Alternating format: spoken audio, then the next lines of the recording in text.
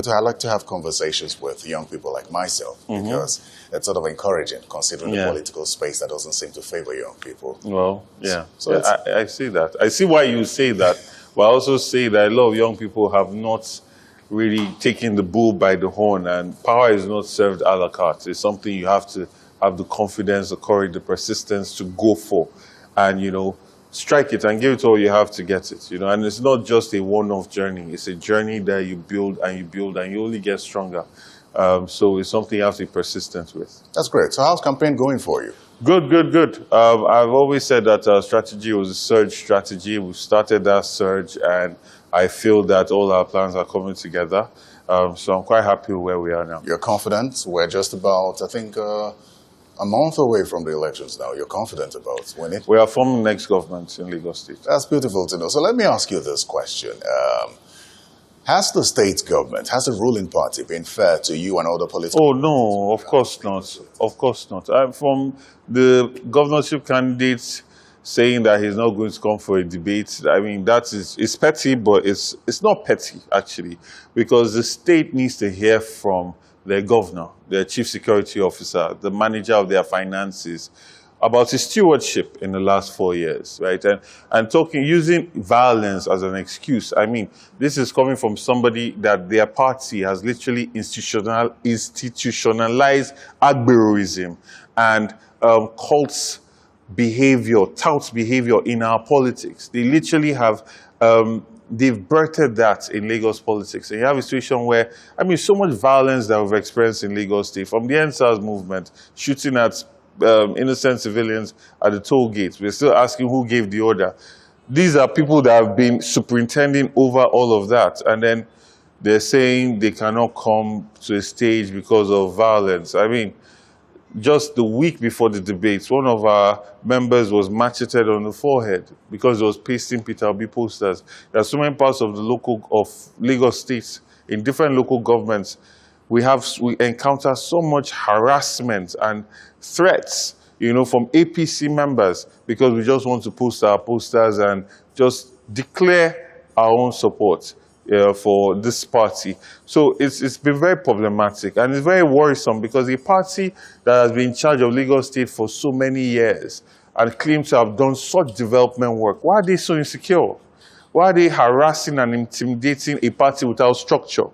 Right? Why can't they just live and let live? That's the culture of Lagos. It was that culture of Lagos that allowed for a man from Miragbiji or Shu State to become what he became. We are people that are welcoming, but unfortunately, they're bringing a new culture to Lagos, which really needs to be addressed. So let me ask you about your political history now. In 2019 at 35, you ran for Senate. And yes. Under the platform of the People's Democratic Party. Yeah. It's 2023 now. You're running for governor under the platform of the Labour Party. What has informed the switch in parties and ambition? Okay, that's a good question. Well, the journey after my senatorial run, which is a very good run, I started building structure across the state for a governorship run, right? And went through the process, the agreements that were made, that were jettisoned by the flag bearer that emerged. And I'm not the kind of person that, can stand injustice. So I left the party, I joined Labour Party, started afresh again, and emerged as a candidate. In terms of why governorship, the honest truth is I've been preparing for this for the last 8 to 10 years. I mean, it's in my thesis at MIT when I wrote on communal waste management systems, and I got a distinction for. It's in my decision to work on urban planning in China to be able to understand how you want to increase the density of a place without reducing the community feeling of the place, right? It's in my work with the American government that was tackling flooding of low-dwelling areas, and everything is tied to Lagos, right? Even coming back to Lagos, my work with Temple Housing to create affordable housing using non-conventional architecture types of construction models to deliver at 60% of the cost of a regular construction process. All of these things were informing how to make Lagos better. And then my run in 2019 for Senate, allowed me to go to all these wards and visit and do my door-to-door and meet people, understand the pain points, understand Lagos a lot more, understand Lagos better, know how it can be more efficiently designed, right? And that's the quality that I'm bringing to governance. And I believe that Lagos State will benefit greatly from having an architect as a governor. We've had an accountant, and yes, we're able to raise the IGR, but we cannot sustain development by taxation. We now need to create a development by true investment in human capacity in a state that runs efficiently based on design, right? So that is what I'm bringing to the table. So we'll talk about what exactly you bring to the table in details, but let me ask you this. There are those who believe that, or who question what informs your decision, or what makes you believe you will win this election, considering the fact that you couldn't win a senatorial election. And then they ask if your new confidence is fueled by perhaps the newfound popularity of the Labour Party. Well, you see, we should never base our achievements on a flawed electoral system, right? If you're beating yourself up because a system says that you did not win, but in reality you won and somebody cheated, you cannot base your reality on the results that that system gave you. We know what happened in 2019. You saw the videos of people stealing, snatching ballot boxes and throwing it in the gutter in front of people. We know how numbers were upturned. We know what happened in 4 local governments that they declared inconclusive. I went to the tribunal, right? So there's so much hanky-panky that's going on with this system, right? So I'm not going to base my run on a flawed system. I'm going to look at how the system is improving and to understand my chances a lot better based on the improvement of that system. Oh yes, the BVAS system is a major value add to the INEC electoral system. And that in itself, electronic transmission of votes, is such a major add. Before, you had to wait for your people to go manually to the Ward Collation Center. There, the magic will start to happen. You know, you'll be celebrating your ward we won. By the time you've gone to World Collation Center, things have started to change. By the time you get to the LG Collation Center, they switch off the lights, chase all your people out of the space, allow only their thugs and ruffians in, right? Write and concoct whatever they want to write, and then declare a winner the next day, right? So this is why people always say this party has not been winning elections, right? They won 2 elections, right, in the last, since this dispensation started. So we're looking forward to a situation where people actually start to see the real results. And that is why you see them so focused on intimidation and harassment now. Because they know the realities. They know they are not a popular party. I mean, even if you look at it, less than 16%, between 12 and 16% of registered voters participated in the election. So that's not a popular government.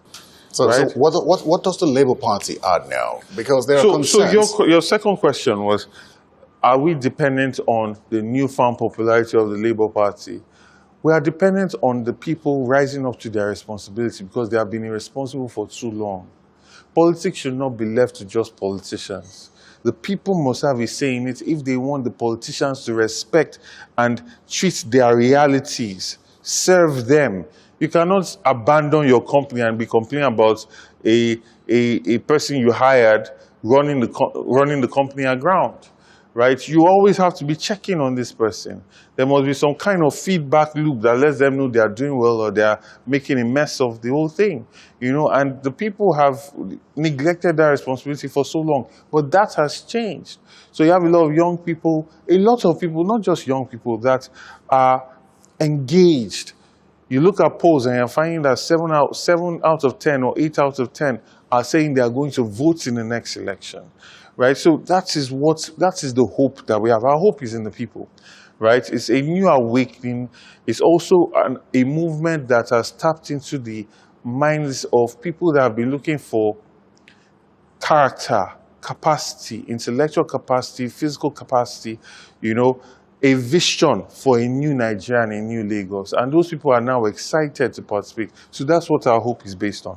You know, when you talked about polls, I recall that recently a poll was conducted and you were in the lead.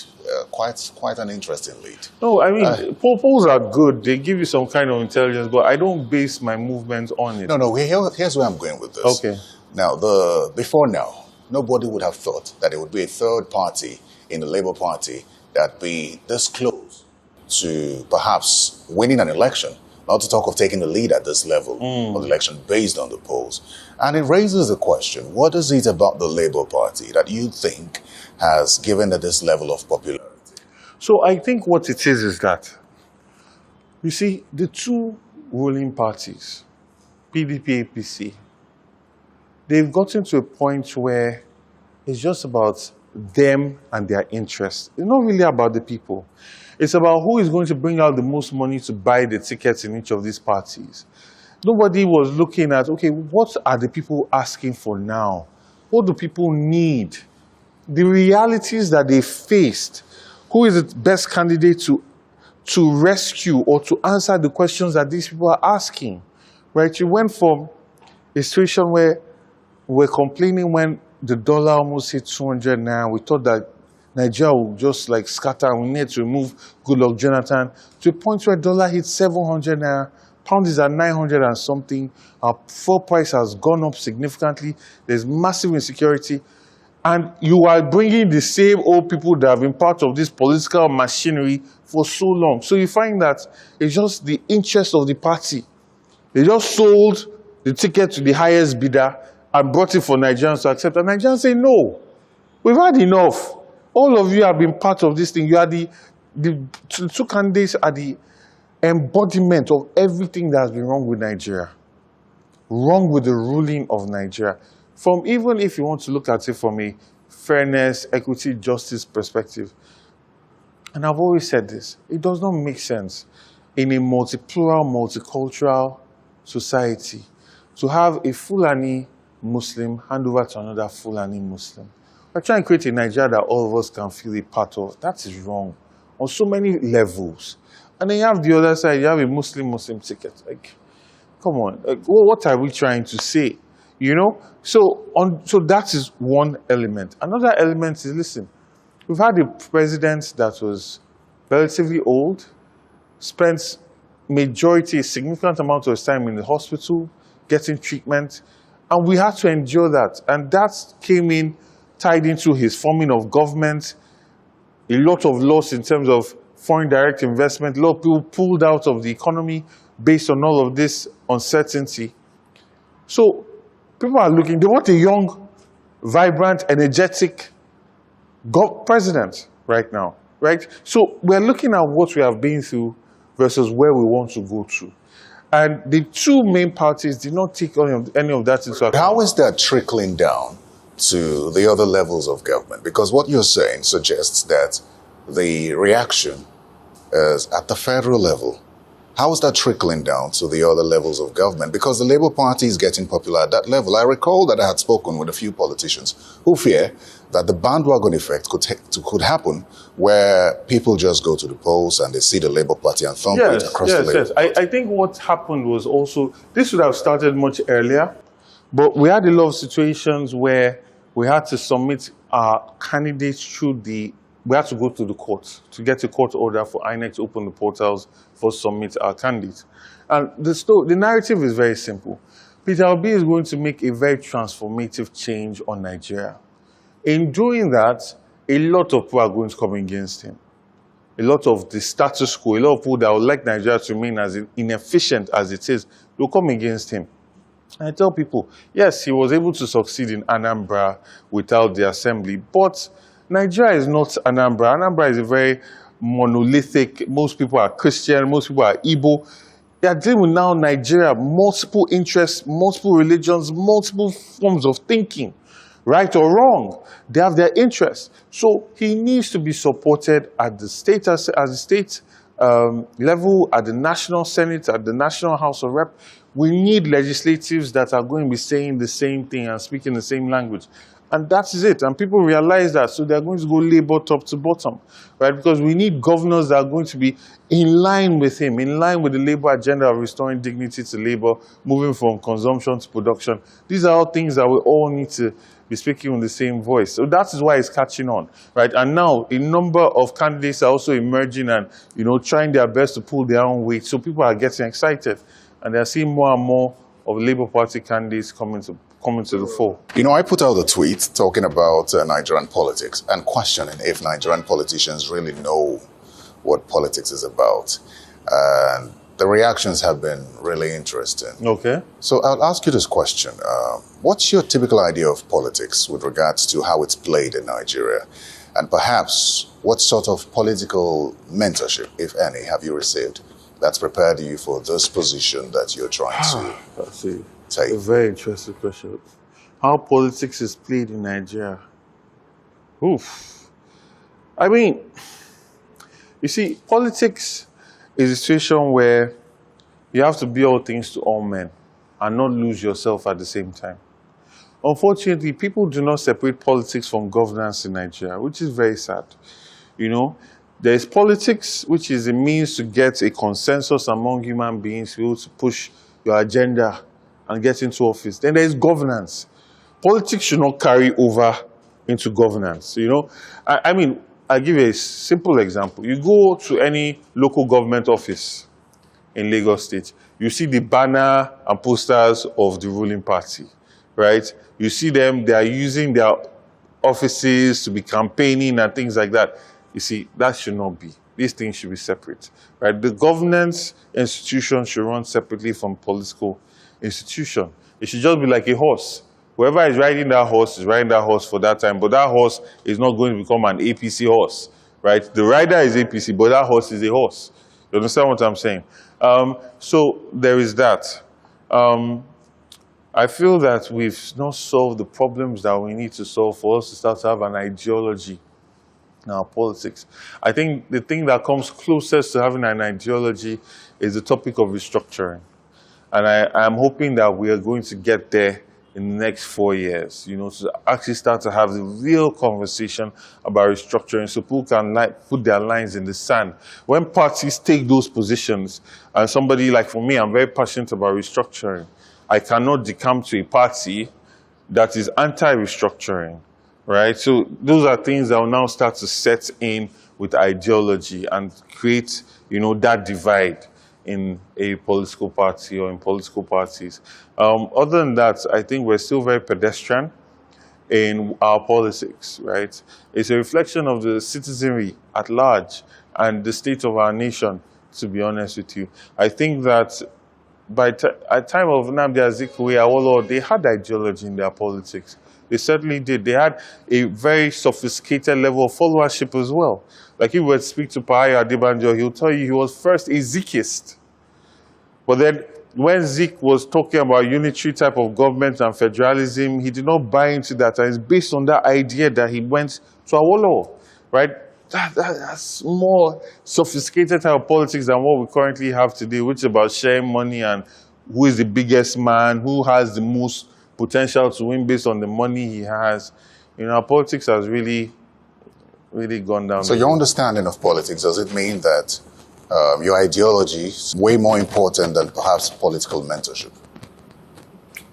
Yes, I'll say that, because political mentors, you know, there are people that I look at and I admire, but do I admire them because they've lifted Nigeria to where I feel Nigeria ought to be? Possibly not. They've done well for themselves as politicians. They've been able to emerge as winners. I mean, I look up to people like Lateef Jakonde. I mean, I talk about him all the time because of what he was able to achieve for Lagos in 4.5 years.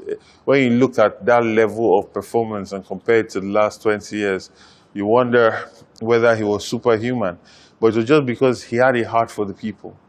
And he was very passionate about delivering quality service in the fastest possible time.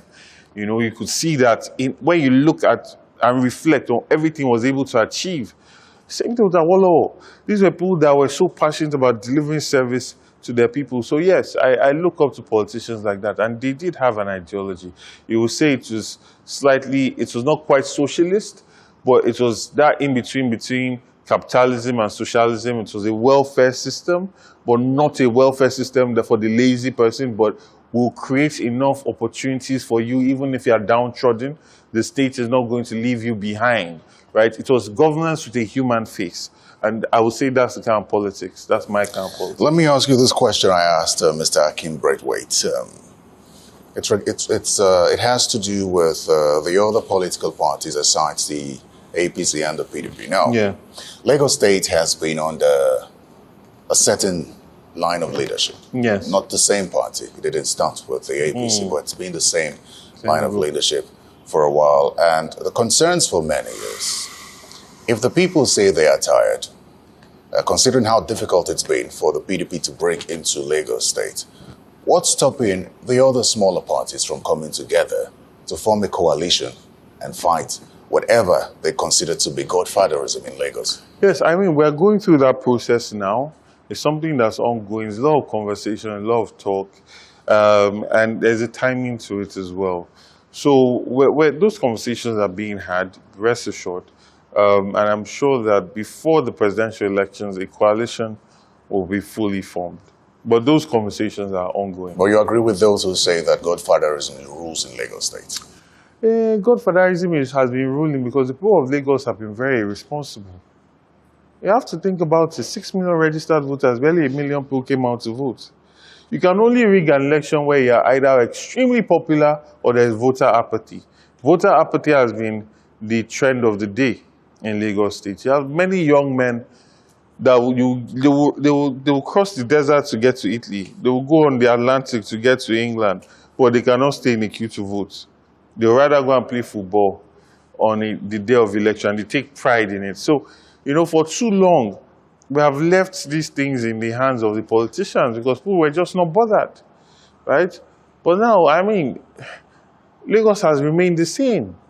There's tokenism. We are run by, look at Buhari came here, there was a whole pageantry, blocked our roads, commissioned the blue rail. I don't think anybody used the blue rail yesterday. I don't think anybody's going to use it tomorrow. And the reason is? It's not working. Is it working? Nobody is using it. So they use this as tokenism, and it happens every 4 years. Every 4 years, you hear about the Fourth Mainland Bridge. Every 4 years, you hear about it. Then when they enter office, the story goes down again. I can only imagine if the Third Mainland Bridge was not built by the military. We'll be on the 12th year still talking about contracts about the Third Mainland Bridge, right? So for me, it's the people waking up. This thing lies in the people. Do you think the people are awake? Do you think the people are tired? And that the issue of voter apathy and voting based on inducements is not going to happen specifically in Lagos State? Well, no, see, we're 60, what's that percentage now? There's a huge amount of poverty in Lagos State. And, people will always, some people will take money. We are saying take the money and vote your conscience. Take your money and vote the candidate that will be in your interest to rule, to govern Lagos State. There's that. And then also the middle class. You are here, you woke up, you got dressed, you went to work. There are many people like you. In fact, I will even go as far as saying majority of people in Lagos are like you. Even though we don't have the IGR that we have in Lagos State. We're a very productive state. We can be a lot more. We can increase our productivity by 200 to 300%. But we are productive. And these productive people, they don't need your 5,000 naira to vote. They don't need your 1,000 naira to vote, right? But they have not been coming out in the past. So that is the demographic I am targeting. I am saying it to my chest. Those people will change the narrative of Nigeria because they're the guardians of democracy. If those people come out to vote and they don't need your 1,000 naira, they don't need your 5,000 naira, they'll stay and watch those elections, then you can actually, the equation then starts to get balanced. But democracy is about representative governance. And if you are leaving only a group of people that are voting based on their stomach to determine who your governor is, then that governor will only reflect those group of people. I've listened to you on a couple of occasions speak about Lagos and say that Lagos is not working. I raises the question, is Lagos really not working? Because this is the same Lagos that is the highest revenue generating state in the country. It's sort of a yardstick of development as far as states are concerned in Nigeria. And this is the same Lagos that the APC presidential candidate is using as his campaign tool to say that he's built Lagos to this level. So when you say that Lagos isn't working, what exactly do you mean? The man that said he built Lagos to this state, when I was growing up as a boy, he opened his tap and water will flow. I'll be able to drink water from that tap, right? My great-grandfather lived in Lagos, right? Lagos State had been excellent. That's why it's called the Center of Excellence. It was excellent. As far back as 1966, Lagos State was ranked as one of the best cities in the world. In the last decade, it's been ranked as one of the bottom worst, the worst livable place to live, worst livable city to live in the world, second worst livable city to live. The other one is war-torn, or they're having some issues with war, right? Now, Lagos State that the APC, as it currently is, inherited was the former commercial and state capital of Nigeria. Most of the infrastructure we enjoy today was already built. The third mainland bridge. The military did so much more for Lagos than this government has done in its 20 years. These are facts, right? If the military continued on the pace that they were on, we'll be on the fourth or fifth mainland bridge by now, right? So when I say Lagos is not working, Lagos State is not working because you have to wake up at 5 o'clock to get to work for 8:30. That is madness. You don't get to see your children in the morning. You come back, your children have gone to bed, right? And you've been sat in 3-4 hour traffic every day. And we've been doing this for decades. It's not normal. You are watching, literally, government is watching the proliferation of young men becoming agros, wasting their lives away, carrying a stick and just taking money from people. To the point where the bus drivers are now complaining. People are being robbed. There's a young man that I spoke about in my State of State address where he was shot. He was shot because they wanted to rob him. He lost his sight. This can happen to anybody, right? Even before, we would say that, okay, it was in the Gomu area, it was in the Jeremy Amo area. Anyway, in Lekki phase 1 now, it's starting to happen. And then you have youth unemployment. You're just watching it expanding. And this agro population is increasing, and you turn a blind eye because you want to use them join politics and join elections. You have a situation where they say they took 1.2 billion to do a blue line, that something almost double the length of it was done with 450 million in Ethiopia. You know, they make all sorts of excuses, but they've only done 13 kilometers in about 14 years or so, right? And it's just tokenism. Healthcare system is not working. Our education, our children are still sitting on the floor. There are no tables. They take pride in Eco Excel. That's just pretty much covered 30% of all the schools in Lagos State, right? I mean, it's just mediocrity at its finest, right? And when they say Lagos State is being used as a yardstick, you must understand that by the time, before 1999, most of the companies had their their headquarters in Lagos State. The thing that this government did was to collect taxes. So it's development by tax collection, right? But Lagos State ranks lower than Kaduna in terms of ease of doing business, and it's supposed to be commercial capital of Nigeria, right? So what are we saying? And Kaduna is dealing with all the Boko Haram and war and all of that. I mean, and look at all the traffic. Just look at Lagos State and imagine if Lagos State worked. Imagine how much more productive you'll be. How many people can have 3 meetings in a day on a weekday in Lagos State? Now, think about how much traffic it takes to get to some markets. And then go and visit the inner roads in Lagos. Right? Forget Ikeja to Lekki. You have a solution to the traffic situation? Oh, yes. We're going to deliver 4 rail lines in 4 years. And we're going to do this transparently. We're not going to do it based on the purse strings of our government. We're going to create an enabling environment for the private sector to come and build and invest. Our job as regulators and as equity owners in that SPV, right, or whatever manifestation it will take, will be to ensure that we can regulate the prices so it's delivered at the most affordable price for Lagosians. So you will not take loans to build those? We don't need to take loans. There are infrastructure developers that can do this with their own funding. Our job is to regulate and ensure that the price for those tickets are affordable. Lagos State is so feasible that it can pay off itself on any of these projects, right? So that's one. Another thing, we are going to expand the Lagos West and Lagos East with a belt road in Lagos East that connects VI all the way to Ibeju-Lekki. On one side of Lagoon, on the other side it could do all the way to Ekpe. And we're going to link this with short 6-kilometer bridges at all their shortest points. That way you create a knitting that allows for a city to work more efficiently. If you look at the way London is arranged, you see the Thames going through it. There are over 52 bridges that are linking either side of the Thames. And that's how you connect an interwoven city. Then Badagry, we have to take that blue line all the way to Badagry to restore the tourism economy that used to be there in the days of our fathers, right? And for those parts of Lagos to feel again that they are part of Lagos. We also have to map out our waterbed in Lagos State, right? Map it out. So there's data to give the private sector, right? Because nobody knows how deep is your water. We need to be data-driven as a government, right? So that even when we are giving permissions for people to do dredging, it's based on data that is furthering our interest of dredging our waterways to allow for water transportation. And once we allow for this information to be out in public, then companies can come and say, okay, I'll take this route and I'll be doing transportation by water with industrial-sized ferries. I can drive on and drive off, right? Not these ones, because most people are scared of using water transportation because they are worried that of the safety. Would they flip? Right? But when you have an industrial-type ferry, right, those are not the concerns that people have, right? So we need to connect and make Lagos State a truly intermodal transport state. And then do a lot. There's so much to do. You look at the BRT lane, right? We must remove that monopoly.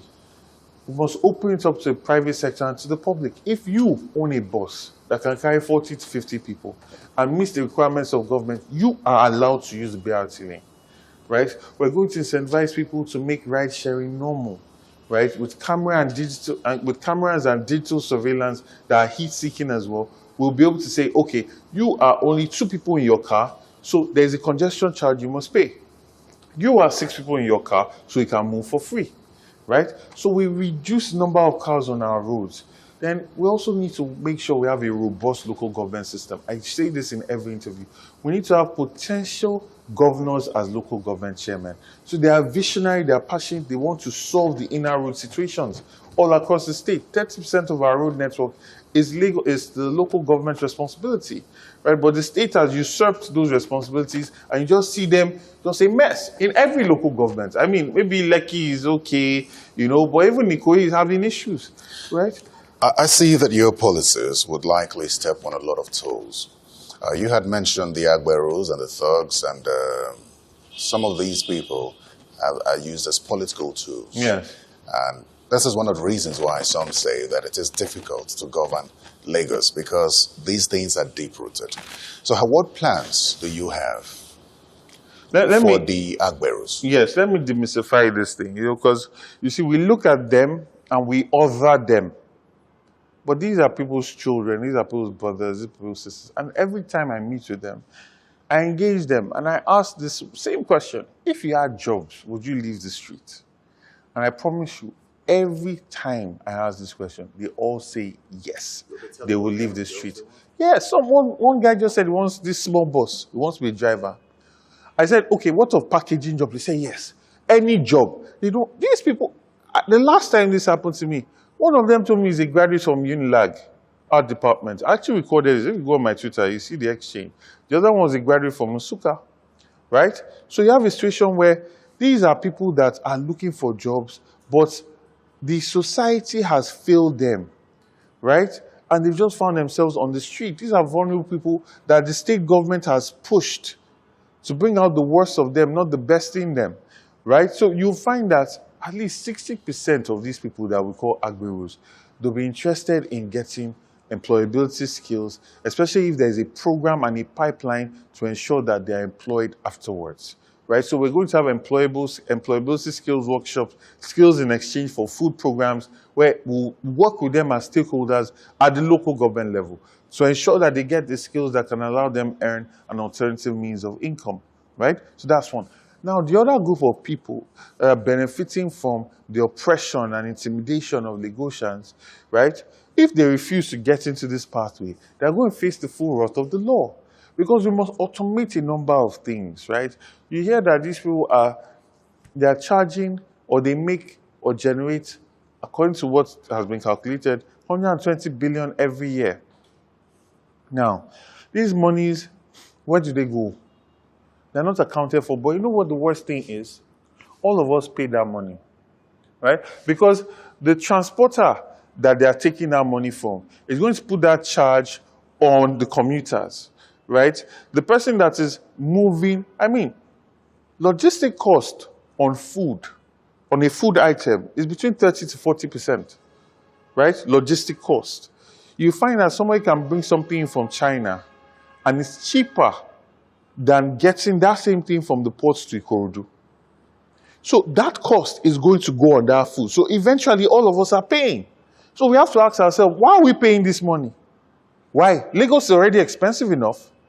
How are these monies benefiting us? Since all of us are paying this money, how is it benefiting us? Is there health insurance for these agro boys? So at least we know that our youth, they have health insurance. If a car hits one of them as he's running on the road, there's some health insurance to cover him. No. But where would the funding come for that? I say they are generating 120 billion every year. The parks? Yes. 120 billion. Where is that money going? Of what benefit is it to their members? They must account for these things, right? And if they're not going to account for it, then the state needs to take charge and make sure that a majority of our youth, if they're employing so many youth, they must have benefits. You know, that's why some people say that despite the fact that Lagos is the highest revenue generating state, that it could be generating way more. Oh, so much but more. The problem is that some of these monies are not getting to the government because they are used to settle political supporters. Yes, and it's also because this government is run like a mafia machine, right? That's the closest word I can use to describe it. It's state capture. So it's just about aggregating the resources of the state for the benefit of one man, his family, and his cronies. It's not run for the benefit of Lagosians, right? It isn't. It's about whatever project is getting done is because enough arms have been greased and they have enough interest and equity in it for that project to move forward. And that's why Lagos State is suffocating. And our population is constantly increasing. And it's not something, they keep using that as an excuse. But Lagos State is on the road to be a megapolis. The region between Lagos and Abidjan is the fastest growing place on earth in terms of population. And it's going to be for the next 150 years. So whether we like it or not, we are going to have to deal with population. Now the conversation is how can you make that population productive so that the state can even earn so much more? Lagos State has the potential to be the #1 economy in Africa. It does. It has the human capacity. It has the ability to attract talents, right? And look at all the challenges we have. Imagine a Lagos State where you could wake up at 7:30 and get to work for 8. You'll be so much more productive. You'll be so much happier. People don't even realize the effect on the psychology of Lagosians dealing with this traffic on a daily basis. The effect on their health, inhaling all this smoke every day for 2 hours in the morning and another 2 hours in the evening, right? The stress and how that stress is transferred into their family life, into their relationships, how it breaks down the family. People don't know how many relationships have been destroyed because of traffic, right? So there's so much more to improve the livability, and that's what people don't understand. It's not about projects. You see, Nigerians think about projects. Oh, he's working, he has done projects. No, it's about systems. You see, someone defined security to me. They said, security is something you feel, you don't see, right? In Nigeria, you are secure because your mopo is with you. You show security. You have your burglary proof. You have your gates. But you are not secure, right? In London, you can be in the richest part of London. There's no gates. There's no burglary proof. Because they know that you know. That if you try any nonsense, they will find you. That is security. You don't see it, but you feel it, right? And these are the things that we need to ingrain into Lagos State to make it work. Lagos State needs to work like a lean, efficient machine. You are a businessman, you can wake up, you can move your goods around, you can dry port, cargo, barge your boats to dry ports in Ikorodu, in Badagry. You can have 4 or 5 meetings in a day because every local government is running sustainably by itself. You can get on the train, move, you can use the ferry. Now imagine the level of productivity Lagos will rise to if you just take out all these barriers to people in Lagos State. So while you talk about what Lagos is or what it should be, there's something else that comes to mind, and it's the dirty nature of Lagos State. It's been described as the dirtiest city on a number of occasions. And I recall clearly that when Governor Ambode tried to rejig the waste management system, there were repercussions. Oh, yes. What would you do differently? Yeah, so you see, Loma is extremely politicized and we must depoliticize it. We must open. So my government is one of platforms. We create platforms and we create systems, right? It's not about projects, it's about systems, right? Projects are like the cells, but it's really the network and systems that we are pushing that will move Lagos to where it needs to be. So we depoliticize the entire Loma process. If you as an individual or a boss or a businessman have a truck, you can just like Uber, you have your car, we come for inspection, it's working, you sign up, you start project delivery, you start servicing, right? I will map out a route for you. So that's one, we're depoliticizing the waste management system. Two, we are going to stop wasting waste. You see, these people, all they do is just create landfills up and down and make Lagos stink. What needs to be done is we need to separate our waste from the houses. So organic waste is going in a decomposable bag, right? The bags are made out of cassava liquid that can also decompose when you put it in the ground. So we have that. Our plastics, our paper and other waste, they are separated from the house. Now this will be incentivized at the local government level, right? Because the resources that come out from these things, because we are doing waste to wealth, goes back to the local government. So the local government get their buy-in and they enforce that you separate waste from the house. You see, the problem with, if you start doing something from Alausa, local government chairman is just going to be looking at you, right? Because what's his interest? But when you get their buy-in at the local government level, it's them that can incentivize and make sure that the homes are doing these things. Now, once you have that, the route for organic waste is going separately, right? So a biogas generator that you're able to get organic fertilizer from, you're able to generate power from, the plastics are going to where they're going to recycle, and you have these different routes. So you're actually waste managing. What they are doing in Lagos is not waste managing. They are doing waste pickup and waste dumping. That's what they're doing. So that's what we're going to do. Because Lagos State, I tell people, after our human capacity in Lagos State, our biggest resource is waste. Because we have such a small footprint. And we have so many people, everywhere has been settled, right? At least most of Lagos, 70% of Lagos has been settled. So there's so much waste being generated. Now, once we convert this idea into waste is wealth, people will be less likely to dump waste the way they do. We'll manage waste very differently from the way that they currently do. And there are so many ways you can do this. Your plastic cup or your plastic bottle, a charge for recycling can be put on top of it that you get back when you put that plastic waste where it needs to be. These are things that are done in a lot of Nordic countries. What people don't understand is that a lot of countries even import waste. So even if we're going to take time to get to a point where we are using biodigesters and we are generating electricity, we can start to process our waste to a point where we can export it. The people that are paying for waste, and the port is right next to us. That's our comparative advantage. So these are all the things that will factor in. What local government are we going to secure or locate our biodigesters? Based on the waste that they generate. That's where data also comes in. So our local governments have to be robust. There will be data gathering centers run by very intelligent, visionary leaders, right? It can no longer be an appendage of a political system where you just send people that are, party loyalists to. No, that should be the government closest to the people that are doing revolutionary things. Well, you had talked about the tax collection system in Lagos. Yes, at least 60% of the revenue of Lagos is from tax collection. Yeah. But you also talked about opportunities beyond tax. So two questions. One is, would you revisit the contract between the Lagos state government and the tax processor, which is Alpha Beta, which many say is receiving too much percentage from the tax? It is so immoral. It is conflict of interest. It is so wrong. And what is even ironic, it's so many things, but it's also ironic because they don't pay tax. The Alphabeta company does not pay tax. I mean, that's what we saw when the former MD took them to court, right? So for me, we cannot afford a state. We cannot afford it. Too many of our children are not getting quality education. Too many of our people are not getting quality healthcare.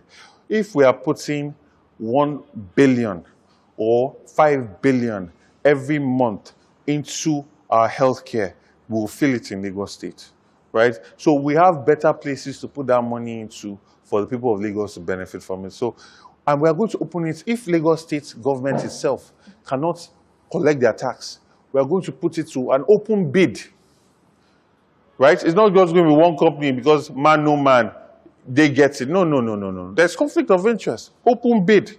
Or you can give us the best quality service at the cheapest possible price. Oh, fine. But we are going to push for Lagos State to do it itself.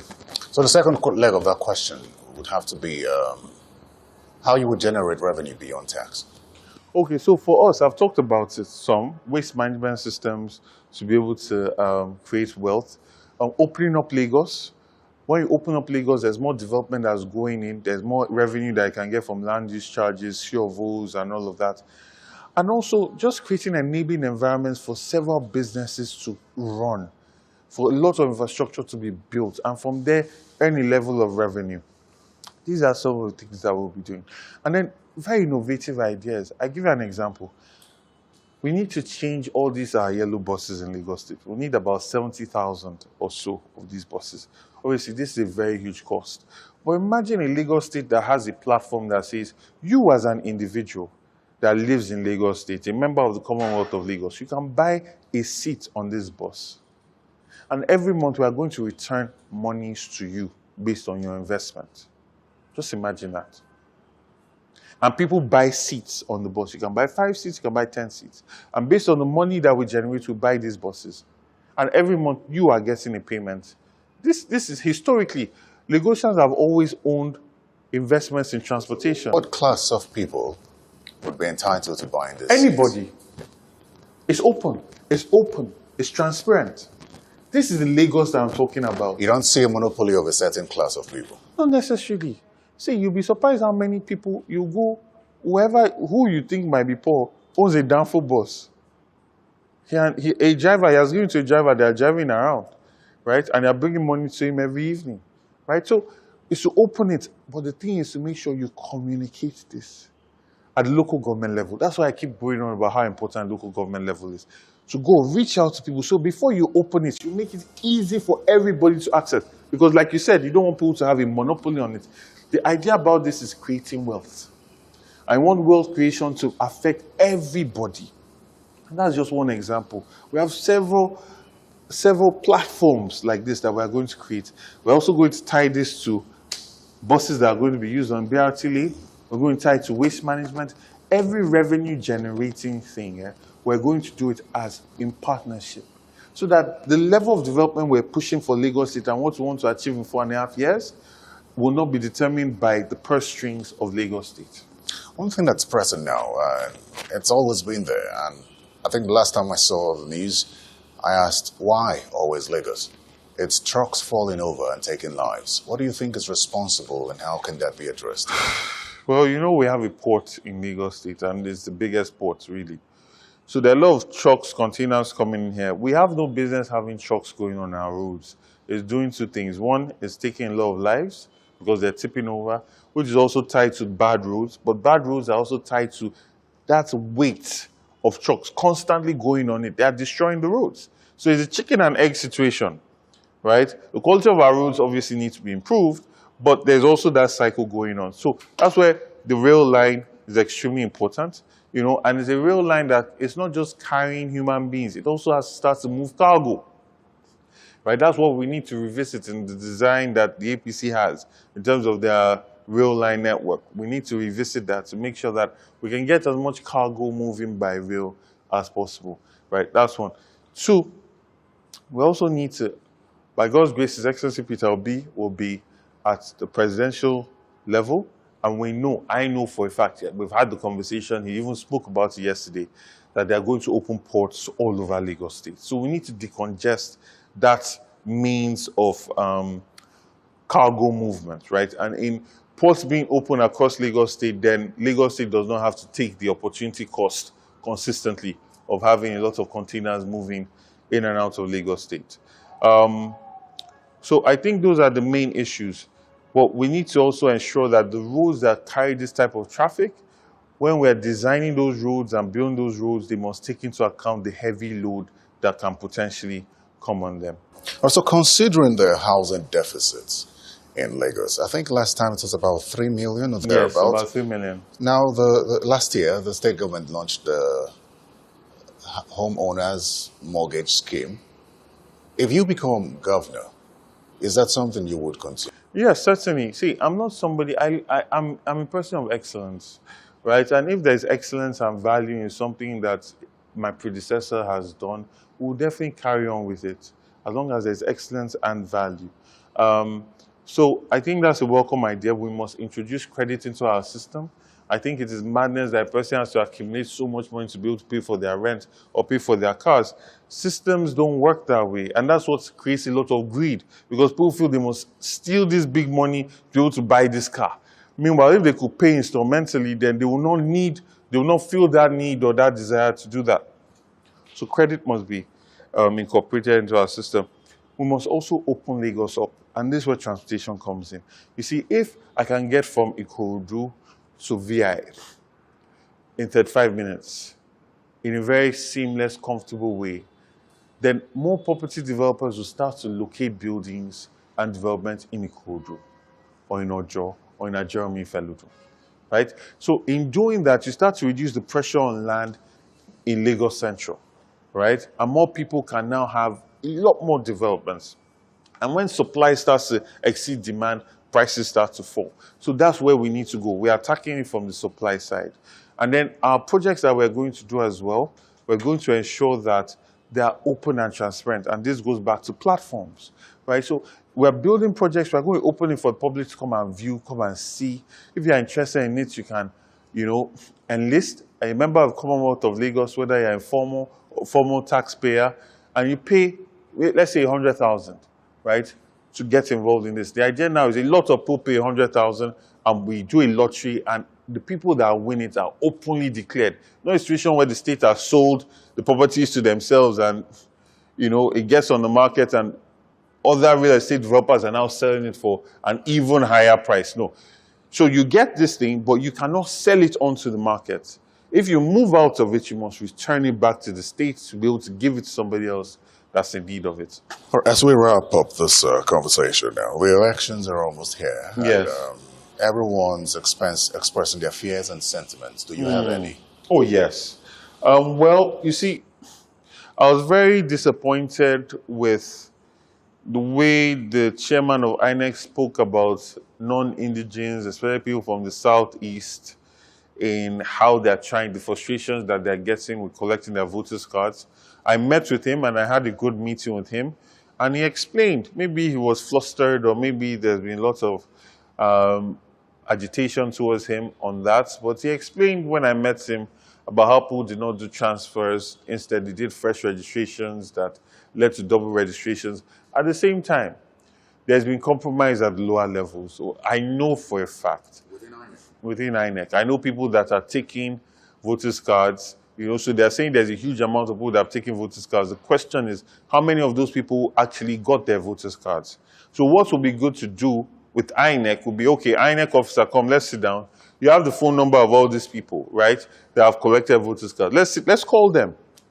Did you collect your voters' card? And let's see how many of them say that they've collected their voters' card, right, and that voters' card is in their possession, right? That would be something good to see, to be able to analyze some of these accusations. The presidential election comes before yours. Yes. And it's only fair to ask you, considering the state of the race now, I recall that the euphoria was high, or should I say has always been high, but there have been reactions as to whether the Labour Party would be able to sustain the momentum till this period. As the elections approach, the presidential elections, do you feel that the Labour Party is getting stronger to win this election? We've sustained the momentum, and it's something that's very good to see. People are clamoring for Peter Obi. A lot of people say they are Igbo. No, not because of Igbo, not because of tribe. This man is excellent. And that's what we need now. We need a manager. We need someone that is, very conscious about waste, about managing resources, because we see where we have been taken to as a state. We've seen a lot of waste. Like the amount of money that we've accrued from crude oil, places like the United Arab Emirates also got that amount of monies, right? And we see what they did with theirs. Look at us till today.